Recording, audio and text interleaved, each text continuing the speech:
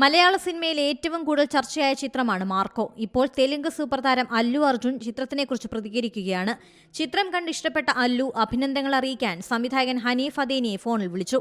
ചിത്രത്തിന്റെ മികച്ച വിജയത്തിന് അണിയറക്കാർക്കുള്ള അഭിനന്ദനം അല്ലു അറിയിച്ചിട്ടുണ്ട്. ചിത്രം തനിക്ക് ഒരുപാട് ഇഷ്ടമായെന്നും പറഞ്ഞു. ഉണ്ണിമുകുന്ദന്റെ ആക്ഷൻ രംഗങ്ങളാണ് അല്ലുവിനെ ഏറെ സ്വാധീനിച്ചത്. ചിത്രത്തിന്റെ പ്രൊഡക്ഷൻ വാല്യൂവിനെക്കുറിച്ചും ഹനീഫ് അദേനിയോട് സംസാരിച്ചു. മലയാളത്തിലെ ഏറ്റവും വയലന്റ് ചിത്രം എന്ന വിശേഷണത്തോടെയാണ് മാർക്കോ എത്തിയത്. ക്രിസ്മസ് റിലീസായി ഡിസംബർ 20-നാണ് തിയേറ്ററിലെത്തിയത്. ആദ്യ ഷോകൾ തന്നെ മികച്ച അഭിപ്രായം ചിത്രം നേടിയിരുന്നു. ഉണ്ണിമുകുന്ദന്റെ കരിയറിലെ ബെസ്റ്റ് ഓപ്പണിംഗ് എന്നാണ് ആരാധക അഭിപ്രായം.